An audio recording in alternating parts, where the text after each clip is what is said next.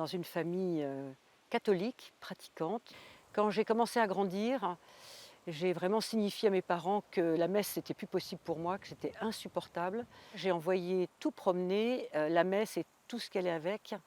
Et je suis même devenue plutôt, plutôt anti-catho, primaire, un peu bête. J'ai rencontré mon mari et enfin là, c'était vraiment un grand bonheur. Et mon mari m'a demandé que nous nous marions à l'église. Alors j'ai dit: «Mais enfin, enfin pourquoi? C'est complètement rétrograde». Enfin bon, je n'avais pas le cœur de le priver de ça. Donc nous nous sommes mariés à l'église, mais alors pour moi en tout cas avec une indifférence, totale. Et assez vite, j'ai appris que je ne pourrais pas avoir d'enfant. Alors là, il y a quand même quelque chose là qui s'est vraiment cassé, quoi.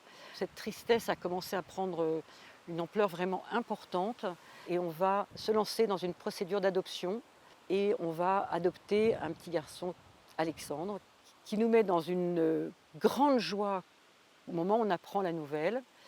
Et quand je rentre en France avec Alexandre, et je me suis mais vraiment écroulée, j'ai fait une dépression et là, j'ai commencé à me rendre compte que j'étais vraiment très malheureuse, excessivement seule.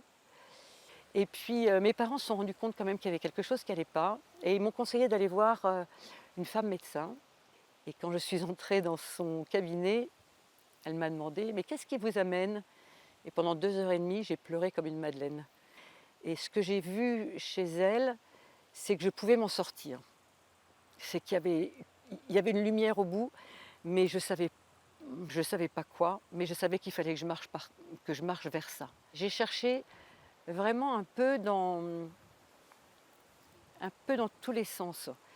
Enfin, je veux dire, aussi bien dans l'ésotérisme, je faisais de la radiesthésie à l'époque et puis à cette époque-là, il y a eu une mode autour des anges et Bernard Pivot avait fait une émission apostrophe autour de ces anges et en fait, l'émission était assez banale mais au moment où j'allais éteindre la télévision, il a donné la parole encore à quelqu'un et qui a dit: «Eh ben, la mode des anges, c'est vraiment très, très bien, mais il ne faudrait pas que les anges masquent le Christ».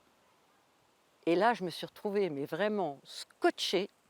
Je suis retombée assise sur mon canapé et je me suis dit: «Mais en fait, c'est ça, quoi». J'ai su ce que je cherchais et j'ai su que j'étais sur ce bon chemin, que cette lumière que j'avais vue, ce médecin, c'était ça. C'était Jésus, c'était Dieu, quoi. Et là, ma vie va prendre vraiment un on parle de conversion, et ben, c'est vraiment une conversion parce que ma vie va radicalement changer. De tous les dérapages que j'ai pu avoir quand j'étais jeune, tout ça va se va se redresser. Je me suis dit: «Il faut que je rencontre quelqu'un, quoi, et puis il faut que je me confesse». Je me suis pas confessée depuis que j'ai l'âge de 12 ans, je crois. Il est archi temps, quoi. Donc j'ai rencontré, le curé de la paroisse qui m'a reçue le jour même pendant plus de 2 heures et demie. Il m'a dit: «Vous ne devez pas rester seule, vous devez rejoindre un groupe de prière». Donc j'y suis allée pour la première fois, donc c'était un mercredi et à la deuxième fois, j'avais pas besoin d'une troisième. À la deuxième fois, je savais que j'allais revenir. Les changements qui se sont opérés à partir de ce moment-là, ça a été dingue. J'ai trouvé la joie, puis une joie qui dure. J'ai su que j'étais aimée et que je l'avais toujours été. Jésus, en fait, il m'a sauvée.